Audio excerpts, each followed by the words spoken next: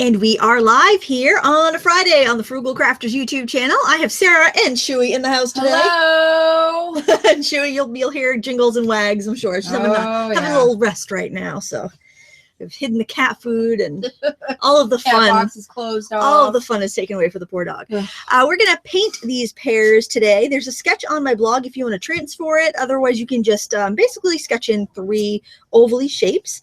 The colors that we're using today are the Turner Artist Watercolors, and you can find them at our sponsor, jerrysartorama.com. I have all of the supplies linked up in the video description, and the set of 18 colors that I'm using here is on super sale for $19.99 right now. If they sell out, they will get more in, so it's just a great price if you have been thinking about these.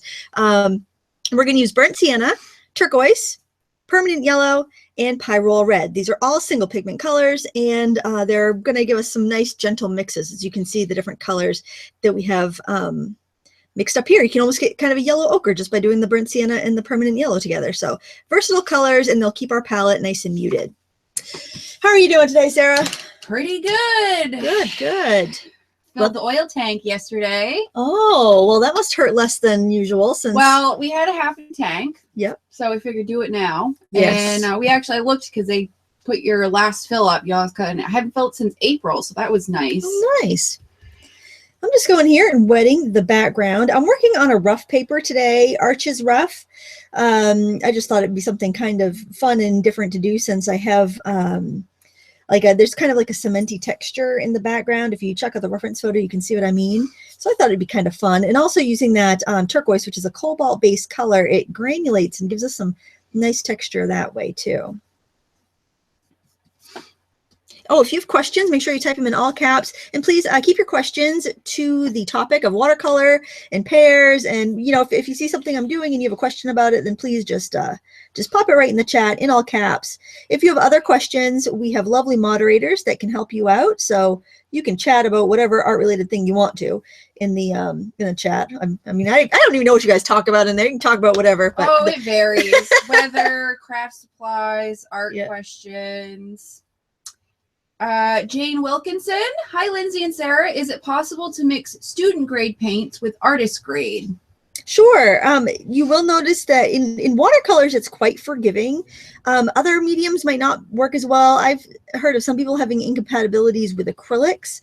I don't paint with acrylics very much, and I don't have too many brands I paint with, so I haven't run into an issue. But with watercolors, I haven't had any problems. Especially, and sometimes, like, if you're not sure if you're going to like a color, if you buy it in the student grade first and see how you like it, you can mix it in with your other colors and see how it reacts and see how you like it, and then decide whether you want to, like, say if you're getting the Cotman student colors because you like a color but you're not sure if you want to spend $20 for a tiny tube of it, try that out with what you have, and if you like it, then invest in the artist quality. There shouldn't be no problems between brands even with that. They all use pretty much the same stuff. So I'm taking some turquoise, and I'm going to take some burnt sienna. And it's going to neutralize that a little bit. It's also going to make it a little greeny because of the yellow bias of the turquoise. So we're going to be adding a touch of pyrrole red to that. And that's just it's a fairly neutral red, maybe slightly warm. You could use like a Cad Red Deep or a Naphthol red if you don't have a pyrrole red. I just want to keep our palette soft this time. More blue. Benny Chavez. Lindsay, could you please explain the importance of single pigment colors? I hear the term all over now. Sure. Single pigments, basically your the color in your paint comes from different pigments, and sometimes they're mixed, like a convenience color such as sap green, and other times you just have a single pigment. And the single pigment ones are preferred because you're generally going to have a more intense color when you mix them yourselves, rather than having something that's already, every time you mix a color with another color, it kind of takes it down in intensity. So by starting off with a single pigment, you have more control. You can control like what you mix it with, how much you mix it with, and you really get a lot more for your money. And doesn't it also decrease the chances of you muddying your colors? So your color mixes do tend to stay crisper and more along the lines of what you're looking for. Right. Once you start to get like 3, 4, 5 colors in there, you're going to start getting mud. So it's better off to start with the purest color that you can. Some single pigments are kind of muddy. I mean, your iron oxide pigments are a little on the muddy side, but you're going to have fresher mixes if you start off with a single pigment. Plus, you're going to know what's in there, and you can kind of determine how much something's going to fade. Like, you know, if you make a purple with alizarin crimson and ultramarine blue, it's eventually going to turn way more blue as light affects it. I like how I'm getting some really cool separations of colors here where the blue is kind of settling out. You'll have less flow on a rough paper, so if you feel like your paint is just running all over the place, try rough. You might enjoy that much more. Crystal, is there a watercolor class in the future for Craftsy? Not right now, but you can always email them and suggest that you'd love to see a watercolor class. I would certainly love to do one. I'm sure it will depend on how well my mixed media class continues to sell. I'm doing the Pyrrole Red and the turquoise on its own. Somebody asked me about muddying your palette when you're mixing color, and you'll notice that I'm pretty much able to not clean my brush in between colors and pull them off, and that's because my color has dried in the palette. So if it does contaminate anything, it's only going to contaminate that top bit, and you can wipe that off easily. I do recommend that kids and beginners rinse their brush between colors, but you do end up wasting some color that way. So it kind of just depends. I wouldn't like go in with a sopping wet brush and then a sopping wet dirty brush. I kind of try to scrape off as much as I could and then go in and pick up a little more color. But you'll get the hang of it. It's just one of those things that it's hard to explain. Once you do it, you'll know what I mean. All right, and I got to wet these areas in there and get some of that background in there too. Grace Blosser, if I were to splurge on either artist grade paint or natural hair brushes, which would be a better choice? I'm broke, but want nice things. Well, I rarely use a natural hair brush. I have some old ones that are in my stash because they were given to me, and I don't want to waste them because, you know, the animal's already dead, I guess. So I probably wouldn't recommend natural hair brushes. Nowadays, there's so many good brushes that are made synthetically. So I would like these Mimic brushes, these Mimic squirrels. They're super thirsty. They hold tons of paint and water. They come, look at this. This is a size 30. It comes to a tiny, tiny little tip. Okay. If we've had several questions about the brush, like what the brush is that you're using right now. Yep. This is a Mimic squirrel from Jerry's Artarama. They have squirrel in Kolinsky. The squirrel is softer and holds more water, and the Kolinsky is snappier. Like if you look at that, it snaps right back. Okay, let me do that with a squirrel, one that's not wet, so I don't splatter unintentionally. But this is all right snap, but it's a softer bristle. This one snap is a little bit stiffer, but they're made to replicate animal fur humanely. There's no fur in these.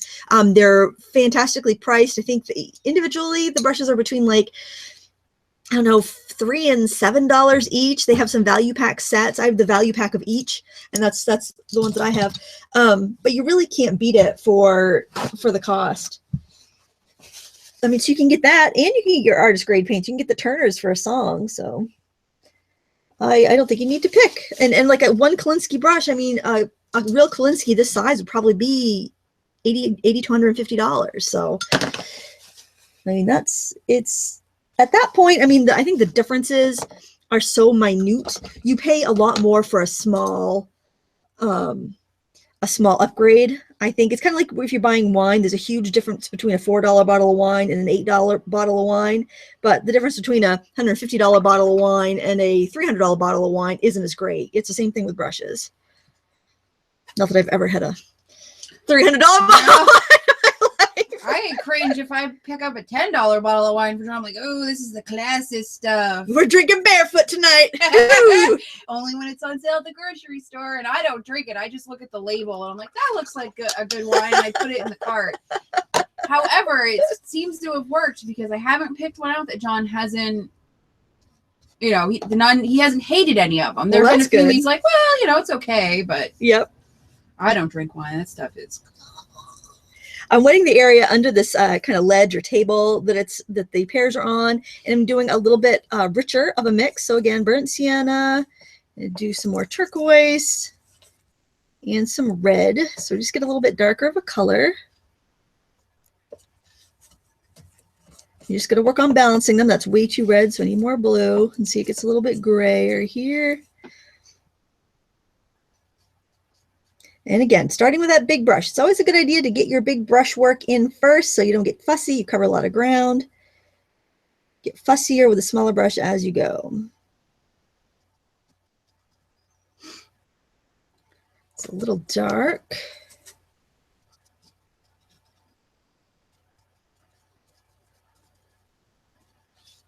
But we do need a little bit darker under the shelf because it is in the shadow. Now, while I have some of that darker color, I think I'll switch to a smaller brush because that might hold more water than I want, but I want to rinse it out good. And don't leave it sitting in the water. Oh, I know. My poor brush. I got a brush right here. It's like my favorite one. It's like the number 8 round. I use more than anything, and I left it in the water overnight, and it's all chipping. I think I might try to paint over it with some nail polish or something and see if I can. Work. Yeah, maybe do some clear nail polish. I'm adding a little bit of that dark right in there because I know there's a shadow on the wall. And I think I might want to try to integrate some of that yellow at this point too. So I'm going to grab some of that permanent yellow.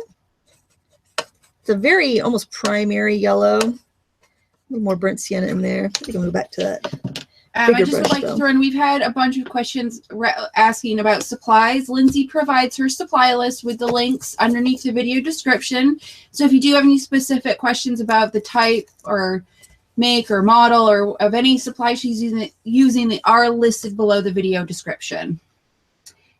Ian Jackson, Lindsay, you have converted me to synthetic brushes. Yay! Last 10 have been synthetic. Nice. All right, Ian. Nice.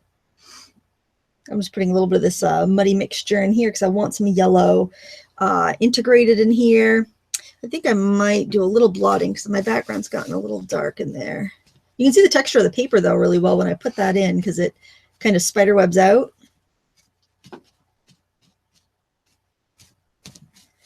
All right, and probably if we do any spattering, it's going to be right here on this background. We probably won't do it too much into the final painting. Maybe for a little flecking on the pears. We'll see. I never watched Cinnamon's pear tutorial, so I think she might have done a lot of pears, and people might be a little burnt out on pears. Well, it's funny that you're doing pears. I was making some cards in my craft room the other day, and I have a pear stamp. Oh, that's funny. And I used markers to color, shade and color it in, and made a couple of cards with my pear stamp. And I bought some pears at the grocery store the other day, too, because they're in season. Oh, that's right. That's right. My mother was trying to get me to take some pears off her tree, but I've noticed that tree pears, well, they're obviously all from trees, but the ones from your mother, they don't last very long. No, I put a few out in the fruit bowl, and then the rest go in the fridge. Yeah. And that's how. Crystal, what is your background in art? Have you had any formal art classes?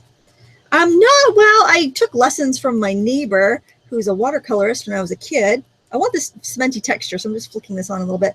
But that's pretty much about it because I didn't go to college for it. I thought it was, well, I probably would have if I had the opportunity, but it's quite a fickle thing. And my parents were footing the bill, and they really wanted to see me working on going to a business school.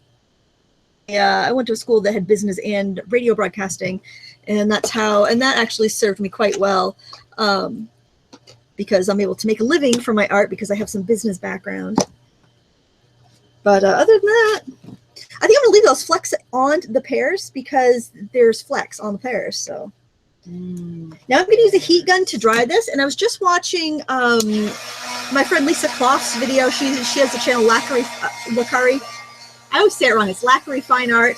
And she was warning not to use a heat gun on acrylics because you can actually blister and burn the paint. Oh. It's fine on watercolors, but I thought that was interesting to mention in case anybody, because people ask me, should I get a heat gun or should I get a hair dryer? And I say, use what you have, because if you're not going to be a rubber stamper, there's no point in buying a heat gun. A hair dryer will do just as well. But mine's always plugged in at my table because I rubber stamp, so I just use this because it's handy. It's what I have. But don't use it on. I was always nervous about acrylics with a heat gun because it's a type of plastic, and I was worried that I would breathe in some fumes or something.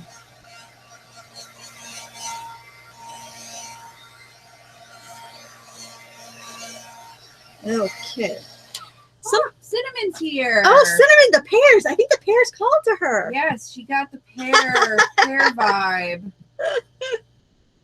And I want you to see the coolness here, the granulation in these colors because of the cobalt, the turquoise is, it's kind of like you can use a cobalt teal if you didn't have that turquoise. Different companies give their paints different names. So I think like if you had Daniel Smith, that would be called a cobalt teal.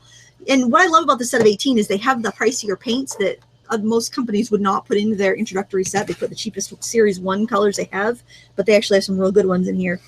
All right, we're going to do some washes on the pears. It's nice and dry. So there, nobody can complain about pears in chat because Cinnamon's here. That's right. She said they did call her in. Did you put her up to the Cinnamon? Are these pears you're doing? Yes, she sent you the pear vibe. Since we're doing a wash, we're going to wet the entire pear first here. Remember, your paint's only going to go where your paper is wet, so only wet the areas that you want the paint to travel in. I do want my first wash to be smooth and blended. And I'm going to go right in with the permanent yellow on its own. Here at the top. And I think I'll bring it right across the middle and over here.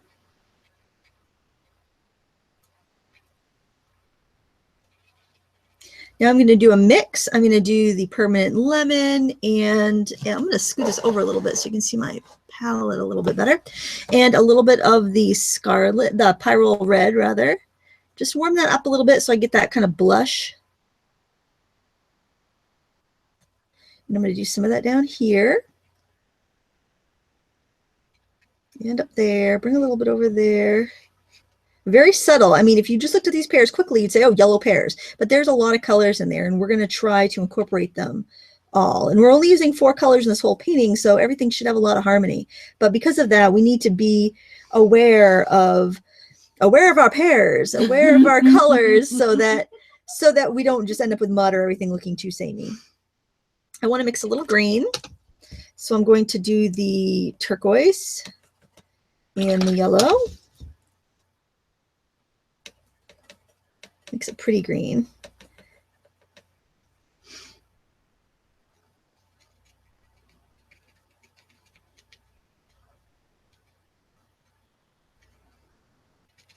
Add it in any place I see green on the reference photo. The name of this photo was Perfect from Paint My Photo user Sean. No last name, like Prince, I guess. Or Madonna. Or Madonna, yeah. Kathy Slyman. I've been thinking of getting a subscription box. I think she meant subscription box. Like an art subscription box. Yes. Yep. Would that be good for getting watercolor supplies? Well, I don't know of any just watercolor subscription box. I know Smart Art has done watercolor in the past, but I've been getting their boxes for about a year, and it's only been watercolor once. They've done different water media, but I think that if you know you specifically want watercolor supplies, you should buy what you want.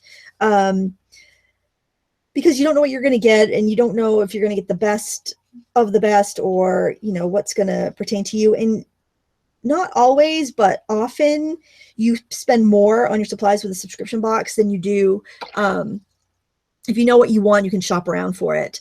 The subscription boxes are fun because you don't know what you're going to get, and it's a surprise. And it's often things that, like with Smart Art, that's the only one I've gotten Art Snacks one once, but it didn't seem like I got much in there for how much it was. The nice thing about it is you get a surprise every month, and it forces you to kind of try something new. But if you know that you want a specific supply, you're better off to buy it because you can shop around and get it for a better price, and you know what you're going to get. So that would be my opinion. Have you ever done an art subscription box? I haven't. Because I don't really do one type of thing a lot. Mm-hmm. I guess card making or would be, but I have so much. I don't need. Yeah. And then if I am looking for something new to use, I can just come down to your basement room. That's true. That's borrow a few true. things to get my want to try something new hunt. So no, I don't think I would. I have thought about because they have the one for like the geek and gamer. Oh yeah. The the loot crate or was loot it crate, yeah, which for a gift for somebody. But then I was like, wow, what if they got something and I really wanted it? But then I was like, I don't need more crap in my house. Yeah. I'm trying to keep the collection stuff to a minimum. So I haven't. This is a little burnt sienna. I picked up some of that orange that I mixed with the pyrrole red and the yellow. I just wanted to get a little bit of brown in here. Yeah, I think they're a lot of fun. As long, the only caveat is that you don't know what you're going to get. But if you like a gamble, if you like a surprise, I mean, and that's my other. I don't like a gamble or a surprise. Yeah, I think that doing that, you should make a deal with yourself and say, okay, I'm going to use it no matter what it is. And that way, you're going to be learning something new and you're going to be forcing yourself. So, I mean, if you consider that versus the price of a class or something like that, if it's something you're going to use, then go for it. It's the same reason, like, I don't buy grab bags anymore at stamp shows because I have so many stamps that I end up with just really random stuff that I'm not going to necessarily use. I need a little bit dark. I know this pear has a lot of shadow in it, so I want to get that in there right off the bat. So I'm doing the brown and the blue, and I'm making this dark, and I'm just tapping it in so I can start to get some of the little fleckled texture in there too. Patty Roberts, what kind of board are you using? It's just taped in the corners down to a little masonite, just hardboard panel. Actually, I think it was a oh yeah, I can feel the back of it. It was actually, if you go to a hardware store, sometimes they have samples of their paneling, and when the panels get discontinued, they give away the samples, and they're perfect for drawing boards. And they're free, which is my favorite price. Free is the best. Borman Chow, do you ever want to buy new watercolor sets even though you have enough? Oh yeah, that's a problem. I have 3 shoe boxes like right in front of me, seriously, that are full of watercolor sets. It's an addiction. I love it. I'm going to work on the front of this area just because everything's so wet. I can't go into that middle pair yet, so I'm just going to wet this. And it looks to me in the reference photo that these pears are sitting on a shelf or a table where it was painted like a turquoise color at one point, but the paint is all chipped off the top. So what I'm going to do here is try to get that chippy looking turquoise paint here on the edge. It's going to be brighter than the rest of the table, so I figure I can go ahead and do that right now.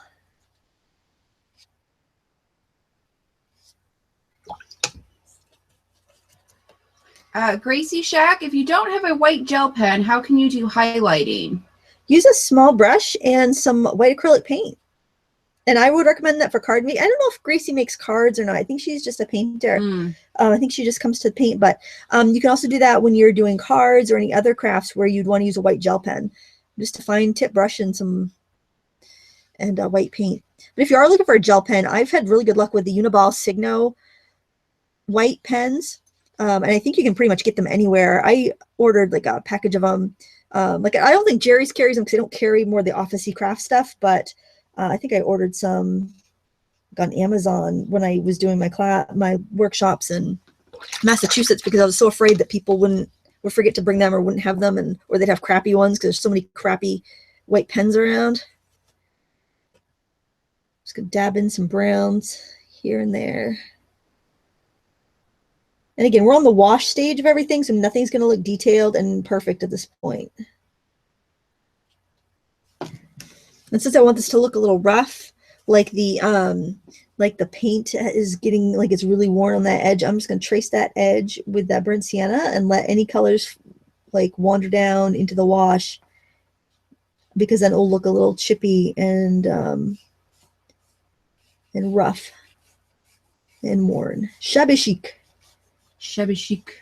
Not one of my favorites. Really? I love shabby chic. Yes. But I can't seem to pull it off. Whenever I try to do something shabby chic, it just looks like a dump.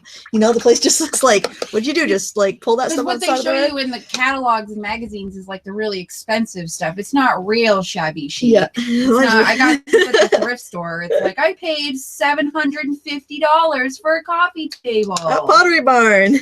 Woo! Yeah, and I sound like my mother back in, you know, the 80s when I wanted to wear ripped jeans, but I am not paying $500 for a table that looks like I pulled it out of a dumpster. Yes. Mm-hmm. Yeah, my kids try to go to the house with ripped jeans, and I'm like, you are not going out of the house dressed like a ragamuffin. And I'm like, oh, I sound like my mother. People are going to think you were raised by wolves. They're going to think I don't love you. Yeah.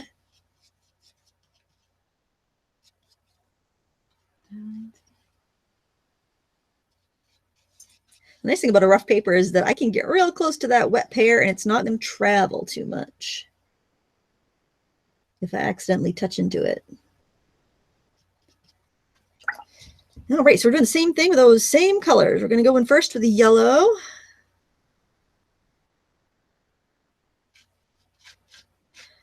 Oh, you know what? And I actually just saw there's a very soft highlight on these pears. I'm wondering if I can still lift. Yes, I can. You want to lift out soft highlights on these pears before the paint dries. Yes, I know. So hard being chewy. There. Makes it kind of round too when you do that. All right, back in with our yellow. There's quite a big cast shadow here, but I'm not going to attempt that yet because it's got a real hard edge, and it's going to blur out too much. And then I think if I try to go put the shadow on top of it, I'm going to have a really uneven effect later. So I'm just going to go in and paint it as if there's no shadow at this point.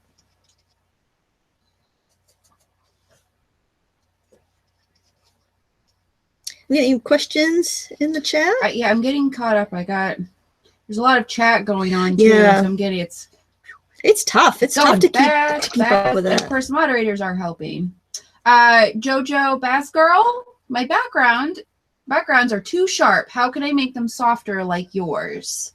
Well, I wet the paper first, and then I put them. Then I put in the color. Sometimes you have to wet it twice. Like if the paper absorbs the water, you can go in and wet it again before you add in your color. And I noticed that with like 100% cotton paper, it's a little bit more likely to do that. Somewhere. Do something. If you're using a wood pulp paper, I know my paint tends to slide around on that a little bit more, and that could be giving you some blooms and hard edges if that's what you mean, more than it drying too fast and leaving you lines. If it's leaving like ruffly edged shapes, that's probably a paper that has a lot of sizing in it. You can actually soak it and then stretch it or soak it, let it dry, and then tape it down, and that will remove some of the sizing if that's the issue. Generally, the sizing helps protect the paper, so I don't usually like to do that, but I haven't had an issue with my backgrounds not blending. I guess I'd have to know what kind of not blending it's doing, if you're getting lines from your brush strokes, or if you're getting hard edge ruffles because of sizing. Eric Flores, how long did it take you to get the hang of watercolors? Watercolor was the first thing I ever painted in, so but I remember like kind of wanting to use it like acrylics when I was little. I wanted to use it thick. Like when I wasn't in my lessons, I would want to use it really thick, and I wanted to use it like acrylics. I didn't really want to use the beauty of the water and the paint, so that kind of took a while because I just wanted to use it. I wanted to use it like ink or like markers, or just not the way it's really intended or most beautiful, I think. So I don't think it took me that long once I decided that that's what I wanted to do, because I was already familiar with using the medium. It was just getting the effect, deciding I wanted to get a different effect from it. I'm going in with a burnt sienna, a little bit of turquoise, and I'm adding the kind of dried ends of the stems here. Hopefully my hand's not in the way. I'm going to hold the brush at the end just to keep my hand out of the way, but you can hold it however it's most comfortable for you.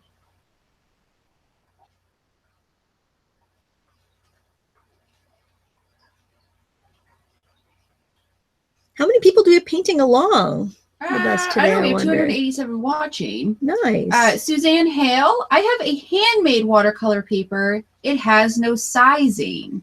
What can I use for sizing? It should still have sizing in it if it's watercolor paper.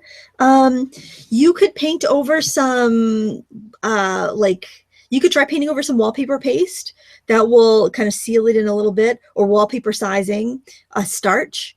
You could probably make some up out of gelatin. I've never done that before, but that probably would work. Crystal, you mentioned wash stage. How many stages, and what would you list them as when painting?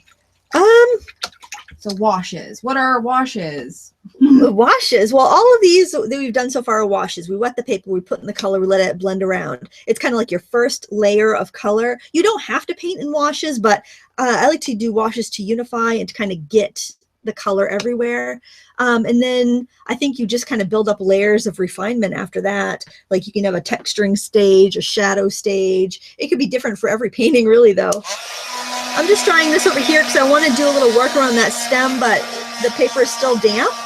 So I'm just going to go ahead and dry at least the 2 pairs on the edges so I can progress with them.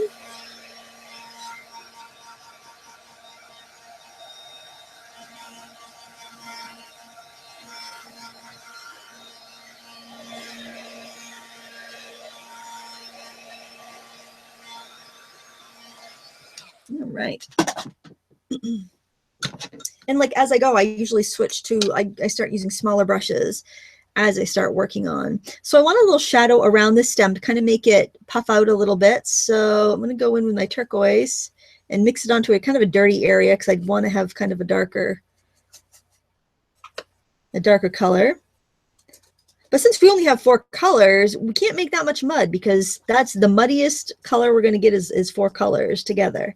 And I mean, you can buy paint that's got 4 colors in it. You know, it's a composition of 4 colors. I would just rather have the option to mix my own colors. Your paints are much more versatile as single pigment colors. Going back to that dead horse. Gonna beat that dead horse a little more. Well, sometimes it just needs an extra beating. Soften the edge with just a little water. And now I'm going to go work in the shadow down here. And let's see. Jess Elena, how would you approach a large landscape watercolor painting, say 22 by 30? I probably would take the time to stretch my paper, and that would be you completely soak it, get a nice big board, and then you tape it down with some gummed tape, and that way you know your paper is going to lay flat. And if you're spending a lot of time on a painting, I think it's worth the effort. I generally don't for anything that's going to be like a couple hours or less, but if I was going to do a really big one, I would take the time to stretch it. And then I would sketch it on a different piece of paper, a scrap paper. Once I got my drawing completely to my liking, then I would go ahead and transfer it on there with like a transfer paper. That way you would have just the lines that you needed, and you wouldn't have any eraser marks or any other damage to the paper. All right, so now that I have that shadow there, I'm cleaning my brush, and I'm going to brush along the edge to soften that shadow. Sandra Shafroff.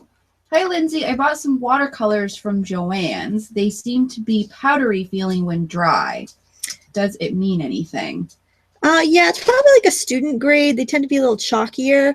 They'll probably not be as vibrant, but you could definitely, and they probably might mix a little bit muddier, but use them. If you bought and paid for them and you can't return them, just use them. And then once you get a little experience under your belt and you've used those up, probably invest in something not from Joann's. I love Joann's as far as buying craft supplies, but at least the store that we have does not carry anything that I would consider a fine art supply. And a lot of it ends up being a little overpriced because they don't have a very good selection.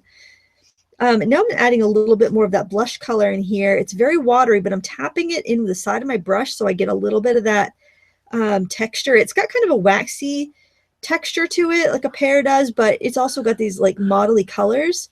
So I want to kind of put some of that in there. Oh, Rich is here. Spin Doctor has He's graced us with our presence this week. Layla Barazi. Hi, Lindsay. How can you start getting more comfortable with painting without help/tutorials?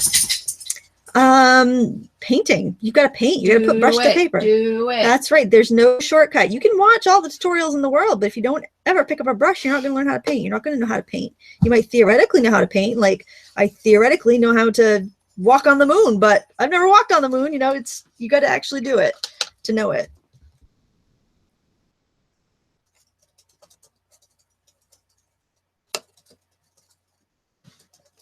I'm going to do some more texturing over here, just dabbing on the colors that I see in the reference photo.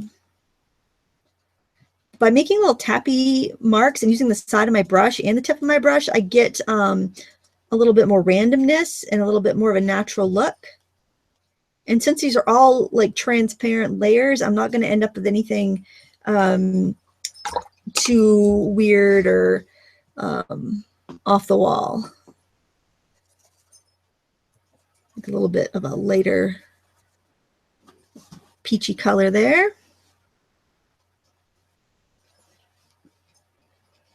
I drew my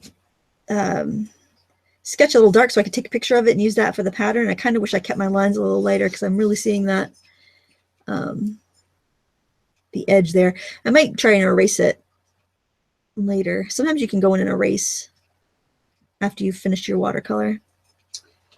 Gracie Shack, I have the Derwent water brushes and they are good, but I can't get the water into the small hole that fills it up. Any advice? I don't have the Derwents, but usually if you fill a cup of water and you squeeze, you stick the end in and you squeeze it, it'll suck up the water. And sometimes those the little part with a hole in it will pop right out. And you can just put it under the tap.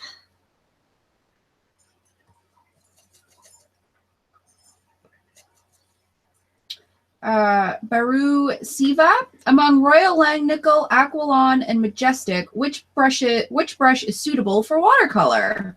Both Majestic and Aquilon are very good for watercolor. The Majestic might be a hair softer and sharper.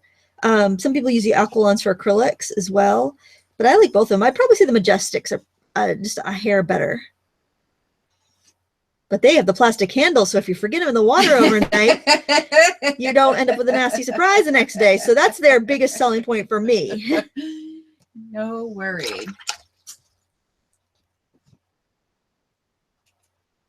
And I'm just going in with a damp brush and softening some of the shapes that I've made there just because they look a little bold.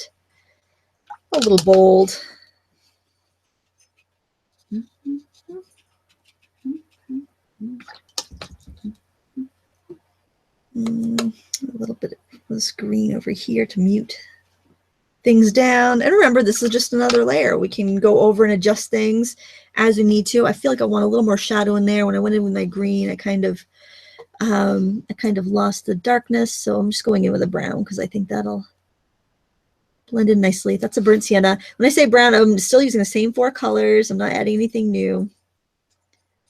We'll try to go ahead and get a little more dark down here while I'm at it. And you'll get less backwash on a rough paper than you will a smooth paper. So I can kind of go into this damp area where the shadows are that we first put down there and not really worry about too much backwash or blooms just because it's a rough paper and it's going to limit how far it will spread and backwash. So you do have that advantage with a rough paper. I tell you, I was cleaning, I was seeing what I had for leftover watercolor paper, and I had like 25 sheets of, you did. Oh my gosh. I was like, woo! Tucked under the bed, right? Felt like I won the lottery. Yeah, under the bed. It was too precious. I had to, like, I got to get you out. You're just too precious down there. You're collecting dust underneath the bed. The cats are going to sleep on the paper if I don't get it out of there. Well, I do have a flat file that I keep in. Oh, that's good. It's my precious paper storage. My precious paper storage. It doesn't get precious paper. Precious. Crystal. Me wants the precious paper. Crystal, is there a schedule that I might be able to look at to plan for the paint-alongs? Every Friday at 12:30. That's Eastern time. Yep. I honestly, to tell you the truth, I didn't know what I was painting, 5 hours ago. So it's just come watch and enjoy the chat and our fantastic banter and the jingle of Chewy in the background. I generally will post at least a sketch the morning of, at least an hour before, if I'm on the ball, maybe a little bit. If I have time in the week to plan it ahead of time, then I'll post it early in the morning. But my world's not perfect, and I often don't get a chance to plan it until. But you can always hang out and chat, and then paint it later, because the replay, I always have the replay available after. So if you can't make it live, or you want to spend your time chatting instead of trying to keep up and paint, you can always watch it later. And I think it's easier to actually watch something through first before you try to do it. I do that sometimes if I'm learning a new technique or trying to make something I haven't made before. I always watch a video through at least once. I skip around, see the parts I want to see, and then charge it. Yep. Bugging out 45. How do you find your inspiration for paintings? Well, sometimes it's just from stuff I see around, or I might see a technique that I see another artist do that I think looks really interesting. A lot of the photos I use come from a website called Paint My Photo, and photographers share their photographs with artists to paint, and I find that just some of the photos are just so inspiring just on their own that I just want to paint them. I love the way that light looks on glass. I like vintage things, like going to the antique shop and seeing like cool old vintage ceramics and pottery.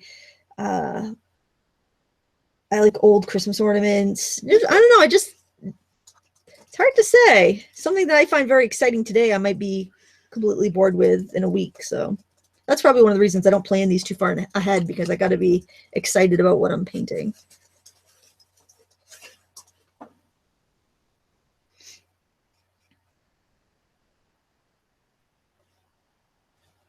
You might end up with some weird shapes, or you think that your darks are too dark or your shapes are too distinct, but you can always glaze over an adjustment layer and fix that. And then you'll be able to just kind of retain the amount of detail and the amount of color that you want. So try not to overblend, because you need to have some sort of definition. Mo M. Is transparency important when choosing additional paints to buy?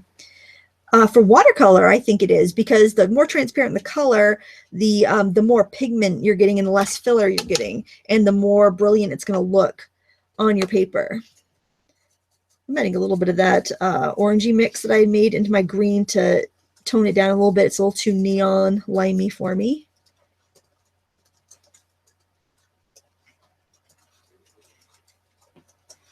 Oh, Rich came in late. He missed all the splattering. I might have to splatter at the end. Well, pears are speckled. They're not just They are very speckled. Let's put my highlights again. I see some artists that blot the paper, and that's all fine and good, but I don't recommend blotting the paper. I just want to go on the record. It's not your first. It's not my first rodeo. All right. That one, I can't really work in the shadow on that one yet, and that one's still wet. I'm going to try to get in on the wooden top here. See if I can paint this without. Rich says, "Don't make me need to go back to therapy," in reference to the spattering. You need to deal with it, Rich.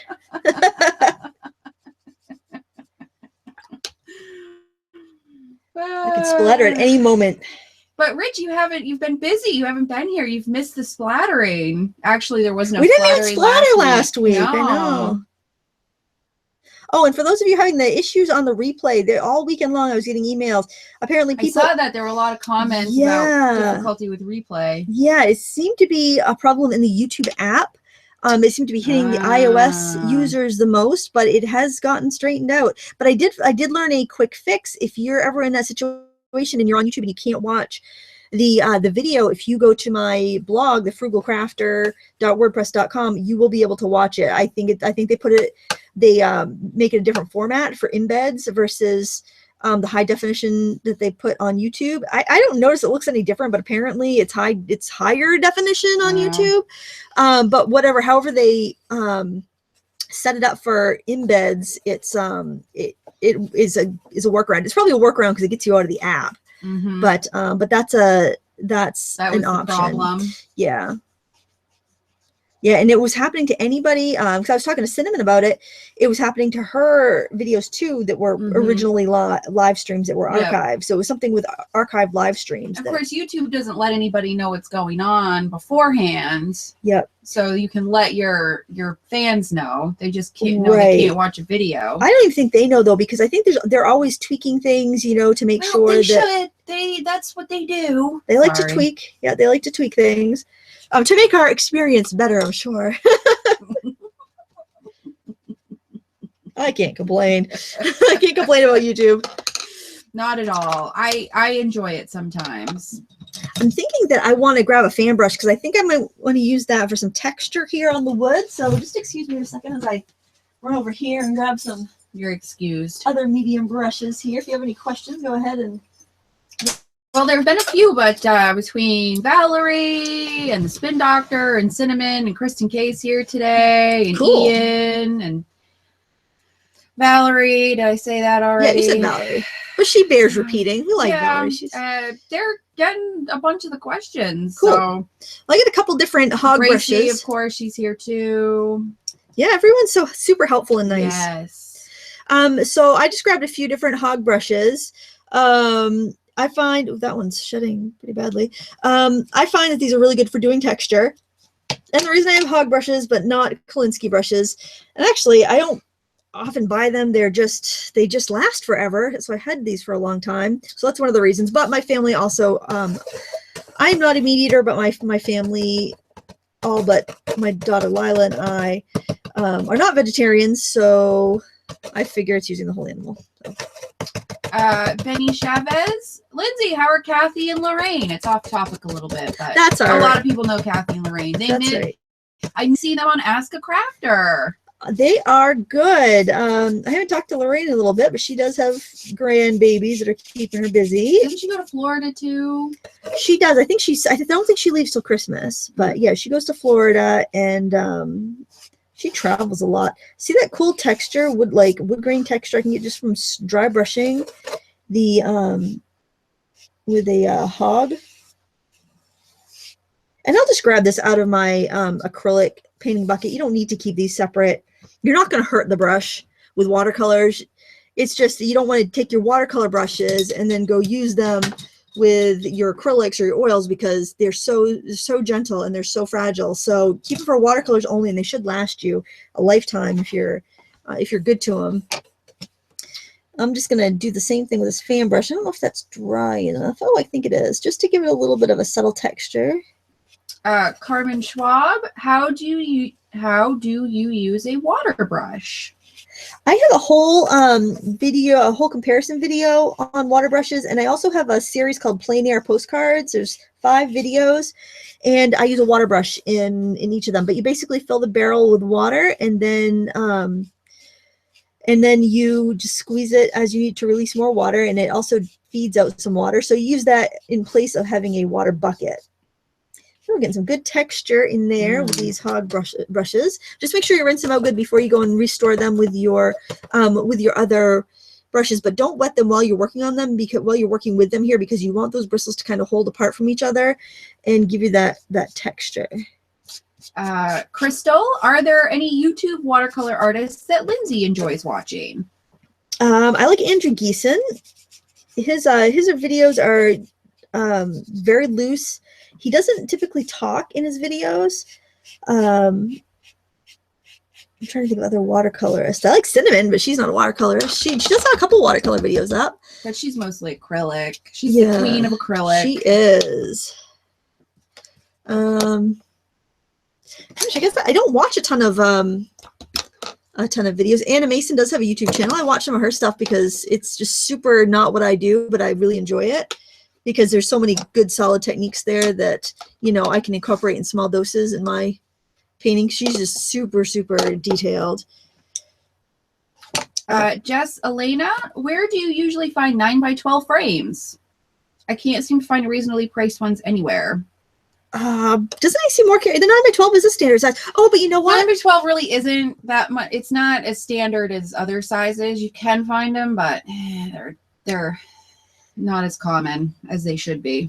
Well, actually, I just remembered, because the gallery style ones that I use when I have to frame work or I'm framing mine for a show, used to have to buy them in 4-packs. Jerry's now has them singularly, and they are really inexpensive. I'm thinking 9x12 is probably around $10. They're gallery style. No, and there's like an ash, there's walnut, and a maple, and I think they also offer a black painted, like an ebony black painted wooden frame, but they're really solid. They come with plexiglass, so you could easily go have glass cut if you want glass, but I actually like the plexiglass because I don't have to worry about it. Keeps the weight down. I don't have to worry about it getting broken on its way to a show.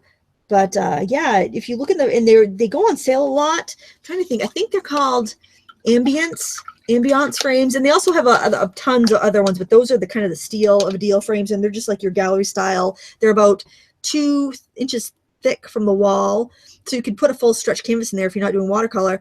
And then the face is about 3/4 of an inch, I think. Really pretty frames, but very understated. I use them a lot. Gracie Shack, what are the best postcards for watercolors? I don't use the watercolor postcards too much, but Cotman makes them, and so does Strathmore. Probably there are other ones as well, but you can always cut your own from 140-pound watercolor paper and, you know, stamp your postcard stuff on the back if you want to. I really don't see, it seems like the postcard packs are overpriced. Like whenever I've seen them, they'll be like $6 for like 12 tiny postcards, and it's like you could buy a sheet of wonderful paper for $6 and get like probably 30 postcards out of it. Yeah, that's true. And then there's a really cute stamp by Amy Tangerine that's a postcard back that isn't very expensive because it's that cheaper silicone stamp material. And Art Deco has a rubber stamp, which I have. I don't have the Amy Tangerine one, but I know that one's at the craft store sometimes. But I have the Art Deco one that's really nice. And I have an old Oriental Trading one, which is discontinued. But BKBRP64, do you have to varnish watercolor paintings? If so, how long do they have to dry before varnishing? No, they don't require varnishing. Any work on paper should really be matted and put behind glass or plexiglass. I don't recommend putting any sealers on them. I don't recommend spraying them with anything, because usually any sort of spray is going to do more harm than good to paper in the long term. Okay, I want to really get that shadow in there right now. So I am going to, I'm actually just going to mix up my shadow color. I've got this muddy sludge over here that I'm just working into because I know that it's going to, I'm basically going to take the sludge and I'm going to adjust it. When you're doing a limited palette, you don't have to, you have much fewer, many lesser variables to mess with, so it's kind of a little bit easier, I think. All right, we got this nice baby poo green we can put on our pear here, and I'm going on dry paper because I want the color to stay fairly consistent. I'm a little more brown in there, I think. There we go. And I want it quite a bit darker than the pear, so that's another reason I'm not wetting it. I can control it a lot better this way.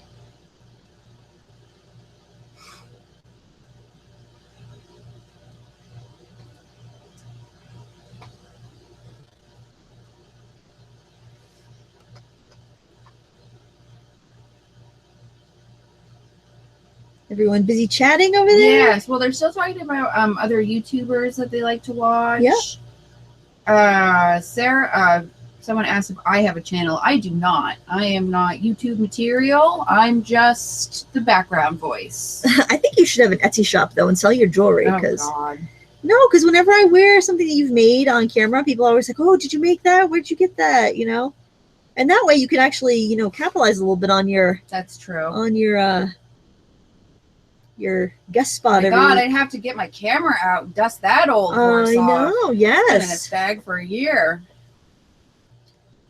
See, what are you waiting for? I don't know. Chop, chop. Chop, chop. Get to it. Adding a little bit, color with a little more blue here to kind of darken it up where it's right next to the other pear, and it would be a darker shadow.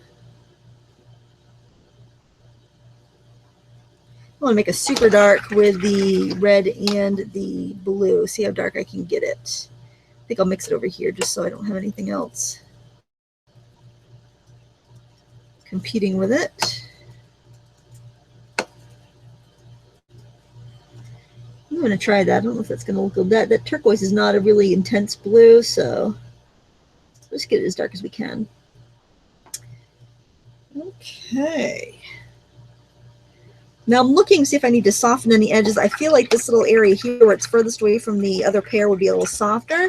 So I'm going to clean my brush off and just soften that little edge by brushing some clear water on the edge.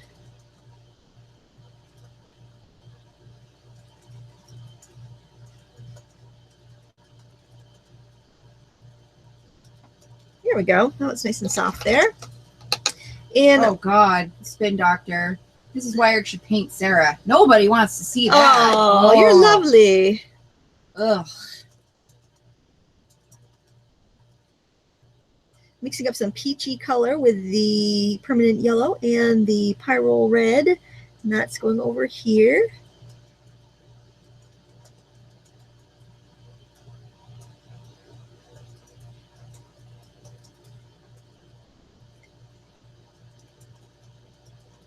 And I'm going to grab some red, just a little bit of the turquoise, I'm sorry, some yellow with a little bit of the turquoise in it to make a soft green. And I'm going to tap that kind of in the center. I do want to impart a little bit of texture, so we're tapping.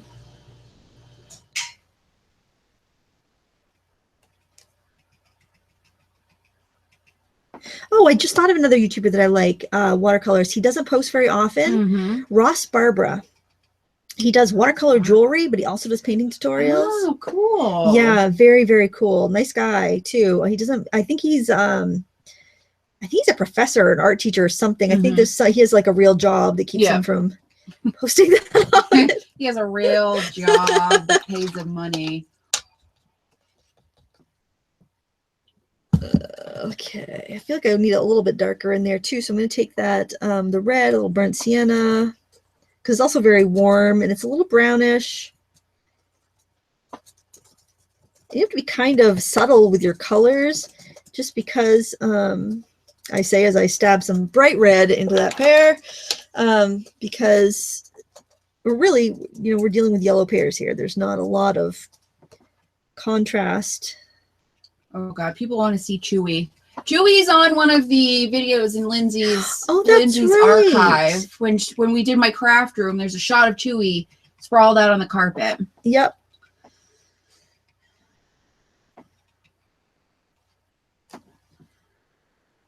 It's a big bag of fur on the floor right now. She's got to get her beauty sleep. People want to see her on the stream one day. It's not up to me, people. I am not in charge of the camera or the stream. I just show up and read the questions.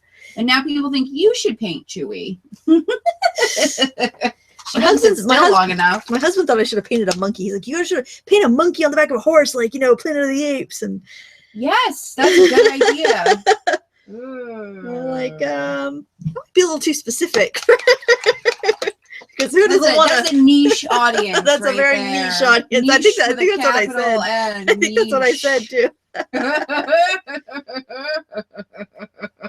This morning when I was looking to paint my photo to figure out what I wanted to paint, he was like, "Come on, monkey." Well, you know what you can do is for a present sometime is paint him a monkey on a horse and wrap it up real nice and give it to him for a birthday present. He'd probably take it to work and put it on the wall. Maybe. It might end up on my wall though. Here. I don't know if I want that. Tell him he has to take it to work. It can't be in the house. Tell him that's the rule. We did that when John's parents got rid of this ugly old light, like glass lamp that hung from the ceiling. Oh, well, they're getting rid of it, and John couldn't bear to see it go. So I told him he could have it, but it was not allowed in the house. So it's currently hanging in the garage. Oh man, I can't think of that lamp. I'm gonna have to look next time I come over. Oh, it's over the workbench in the garage. It's not pretty. It's not. It's pretty. Sentimental.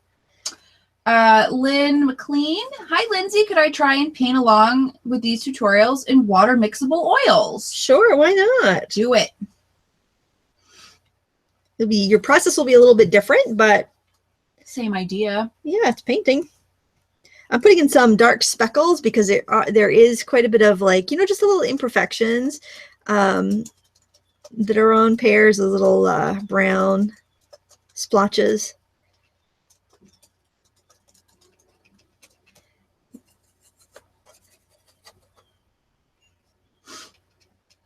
Another thing I recommend that, and I'm not a very fussy person, but this is kind of a pet peeve, is cleaning your watercolor palette when you're done a painting, because you got 18 colors here. You're probably only using 4, 5, or 6 in a painting. So chances are when you finish a painting and you're ready to paint something else, you're not going to be using those same colors. So if you leave all this sludge on your palette because you're afraid to waste it, you're going to end up with discord and stuff that just doesn't go. You're going to lose your harmony in your next painting just because you're afraid to throw away or to clean off a little bit of paint. So I definitely recommend cleaning your palette when you're done a painting. I mean, you could leave this out if you're going to come back to your painting, but you're going to do so much better to just kind of start with a fresh mix each time. And it's really not that much paint.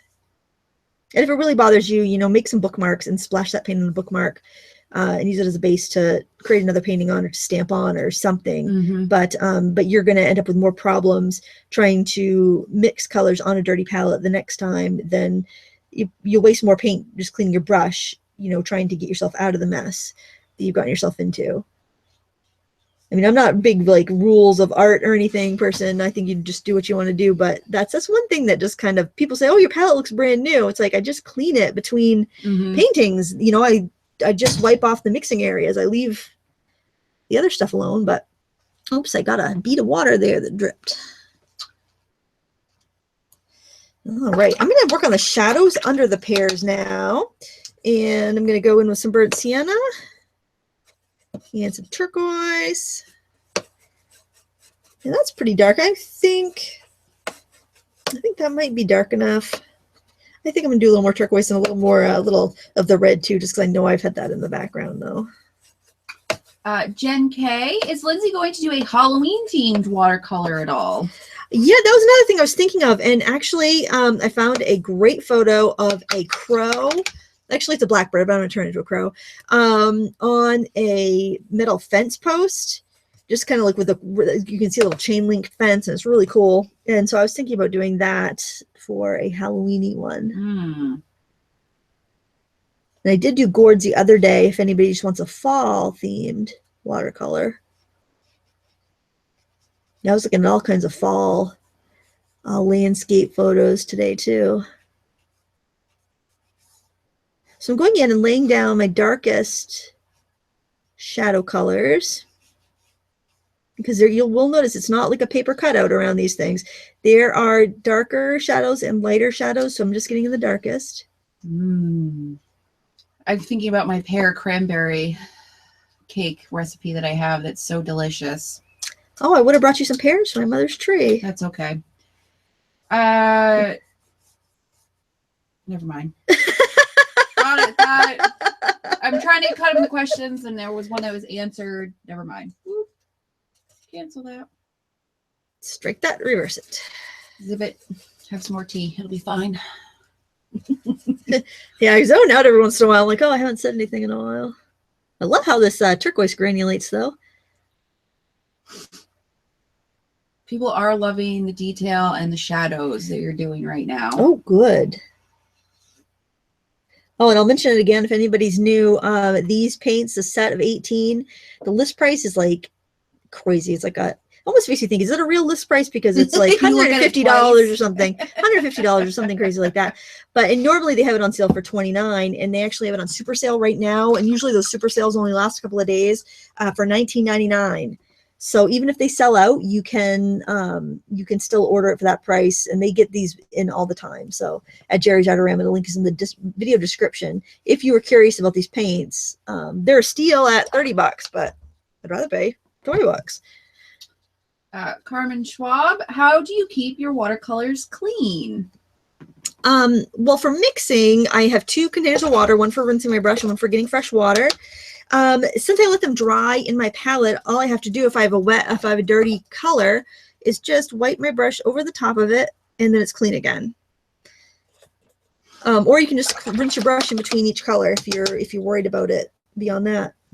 With a wet brush, I'm just going to the edges of my darker shadows and pulling some of that paint out, so I have some contrast there. I have some lighter shadowed areas and some darker shadowed areas, because the shadow's darkest right where it is next to the fruit, and then it gets lighter as it fades away, as it gets further away. The shadow gets diffused, or the light gets diffused, I should say.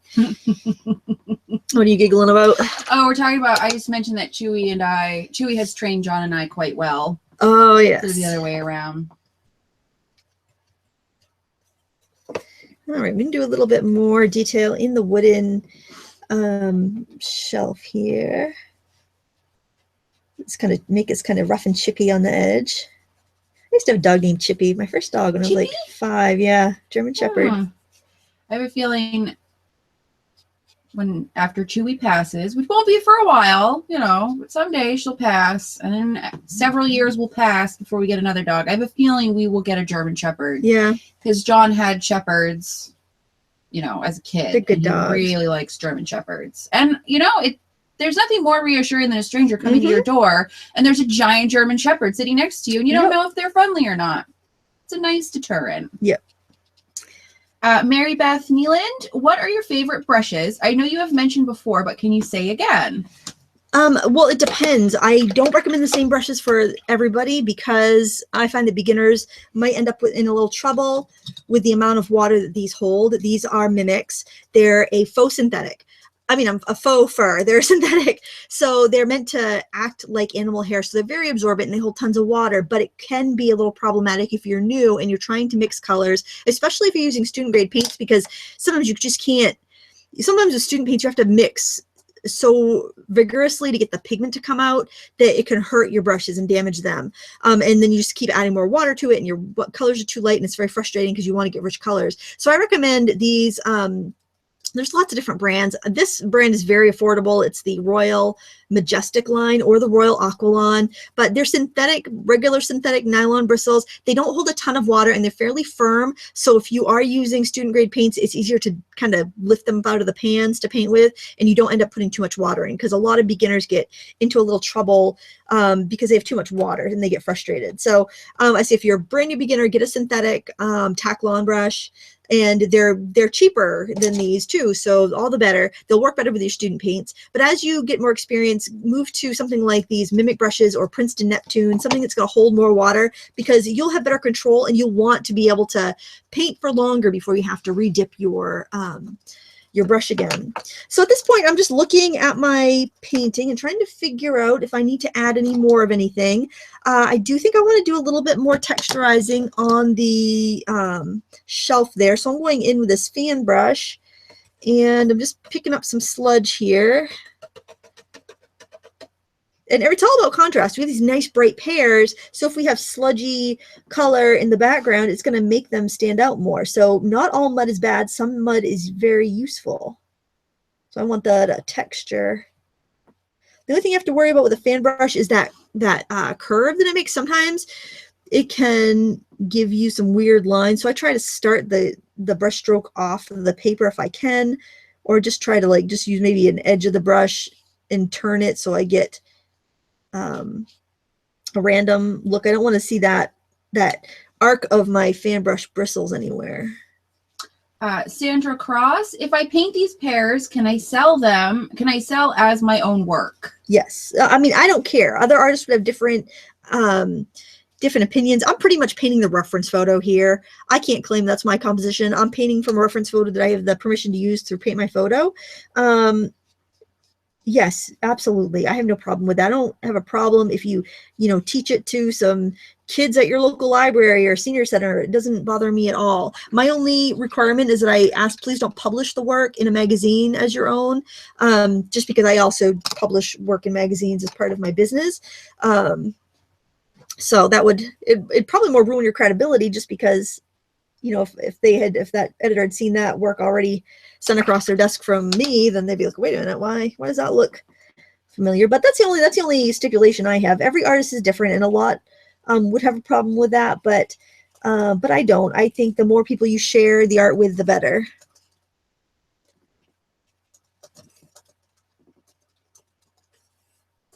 And I'm just adding some more chips in the paint on the front of the shelf or table, whatever it is.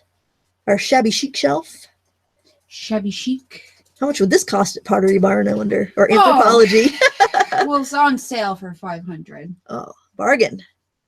Think of all the watercolor paint we could buy for that. Carmen Schwab, how do you keep your palette clean? When I'm all done painting for the day, I spritz it with water, and then I just wipe it out with a paper towel. I'm taking some of this turquoise because that's not going to work for a dry brush. Can you see? Oh, you can't see that. Can you see how wet that is? See how it's just puddling? That will give me a straight swipe of color. That's not what I want. So when you dry brush, you want to wipe out the extra paint. You just want very little in there. See how those bristles now, they want to splay apart a little bit. I just wanted to make sure it's not just that brush that does the technique. It is how you load it up. I want to put some of that turquoise into the top of this too, as if there's still some paint left on that shelf. So we're playing with textures, we're playing with contrast. Just like I said, that sludgy, muddy color in the background is going to make our pears stand out more. The texture, this rough texture on the shelf, is going to make our pears seem more waxy and smooth. So we want both of those contrasts. Now I'm just going to take one more look at my reference photo and see what else I need to do. If you have any last minute questions, go ahead and ask them while I'm thinking. I think maybe I will do a little speckling with a toothbrush just to give it that kind of like freckly surface that it has. And I'm going to have to do something so I don't end up with a bunch of paint where I don't want it. I'm going to use this little rag just to kind of like a movable mask. I'm just going to use it to protect my background a little bit. Speaking of Kathy, those little cloths came from Kathy. She got me these measuring cups and a pack of microfiber cloths. I'm like, are you telling me I should be cleaning or cooking or something more? And she's like, no, I thought you could use them in the craft room. I'm like, good friend. What are you trying to say there? All right, so I've got some kind of turquoisey green color here. And I'm just going to draw my finger across the toothbrush. You could always do this on a scrap paper too to see if you liked it before you went whole hog right into your painting. I think I'll do a little bit with yellow. In fact, if you're not used to spattering, I do recommend that because it can be tricky to figure out how much water you need on there for it to work. Less water you have, the tinier lines you're going to have. Patricia Gilka, what size is your painting? Oh, it's about 9 by 12. I tore it down. It's not precise, but it's in that ballpark. And maybe a little bit of brown in there, or reddish brown, maybe.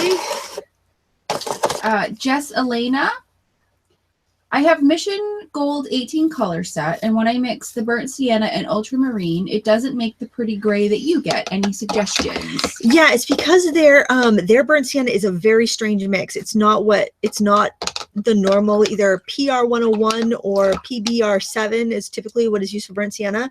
So if you have Venetian red, or if you have English red, anything that's like a reddish brown, use that instead. It's usually PR 101. It should say on the label. That with the ultramarine blue will give you that beautiful color. Or you can use burnt umber. That should be PBR 7, even in Mission Gold. So I don't know why they call that burnt sienna, because it mixes beautiful greens, but it's very strange. Yeah, that's why I got the pure pigment set when I ordered mine, because I didn't like the some of the mixes that they had, but I do like the pure pigment set a lot. Crystal, what do you recommend as a starter set of the Mimic brushes? I got there's 2 sets they have that are value sets, and I'll show you. I've got them right here, actually.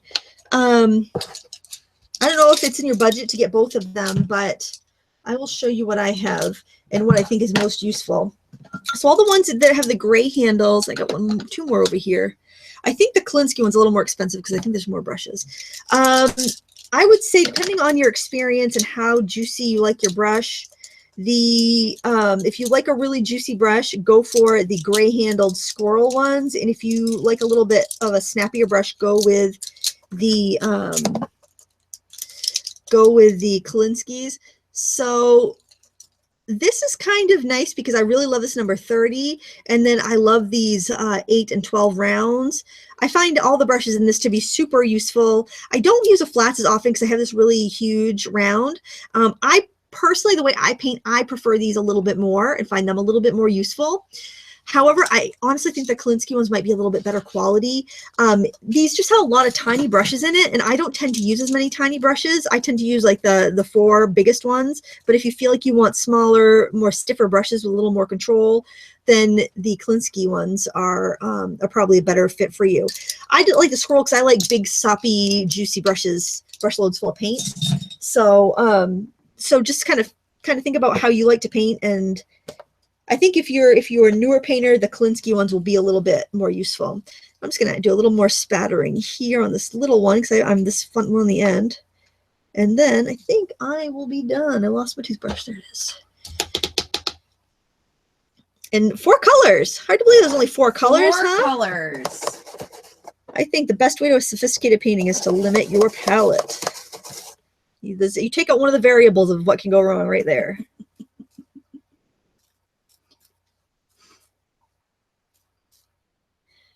And a little green. Any more questions? Not at the moment. We're talking about language and PG language. Someone threw out the C word in the chat, and Valerie blocked him in a millisecond. Bang, bang, Valerie's silver hammer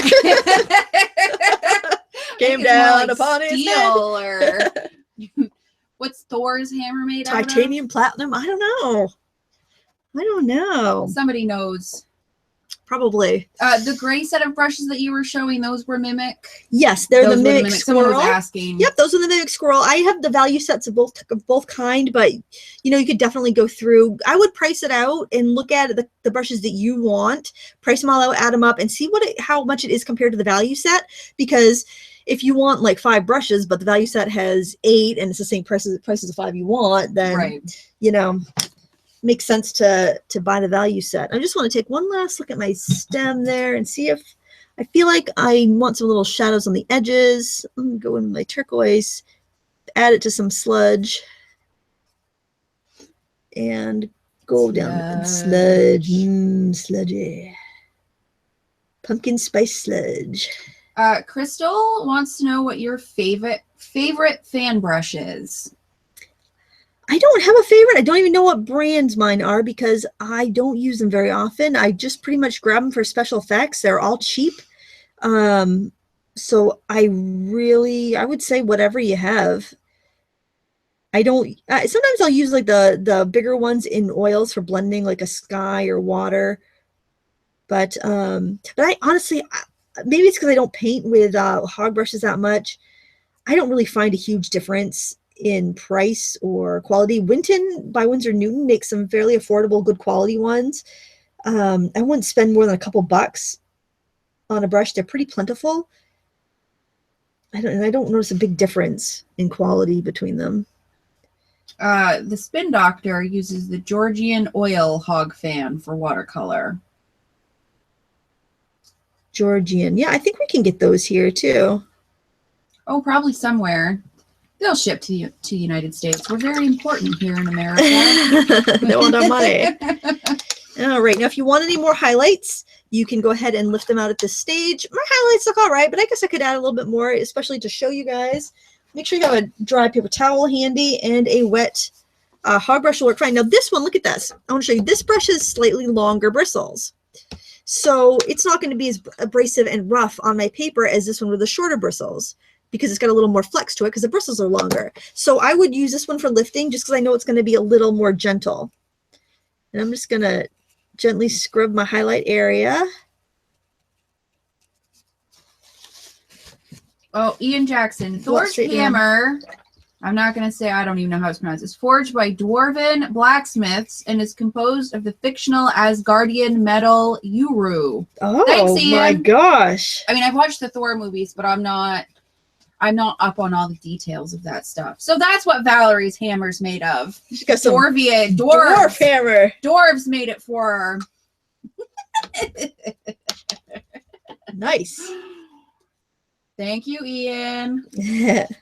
I saw Val and Lisa Cloth's live stream over at Black Ray Fine Art last week. Oh, I bet that was fun. Yeah. And I listened to them. I'm like, Lisa, make her a moderator. She's really good. She was running the show by herself, which I can hardly. I've only done that a couple times. It's fun, but it's kind of like, it's a madhouse. You can't read everything. Yeah. All right. What do you think, Sarah? I think I'm about ready to call this done. I love it. I think it's great. Now we're talking about Chris Hemsworth. Who's that? He's the guy that plays Thor. Oh, is he? Oh, he's okay. very The nice blonde to look guy. at. Yeah. Mm. I don't watch those superhero movies, although I do see Benedict Cumberbatch is going to be playing Doctor Strange, so I might have to watch that. Well, I know one. that might twist your. That might pull me over to the dark side of the. Most of them are pretty good. I haven't gotten into the Captain America ones. See, I like Captain America. I like him. He's probably my favorite superhero. That suits our personalities. Yeah. He's a little too goody-goody for me. I also like Clark Kent more than Superman. It's the glasses, isn't it? It is. It's the glasses. The spin doctor. Who's that? Oh, please.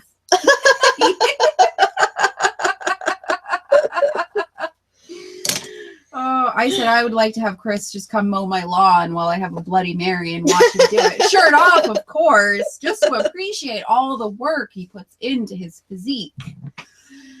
Yeah, I'm sure that doesn't just happen. No, that's a full-time job. Yeah. Which is why I'm drinking the Bloody Mary with my shirt on. Yeah, exactly.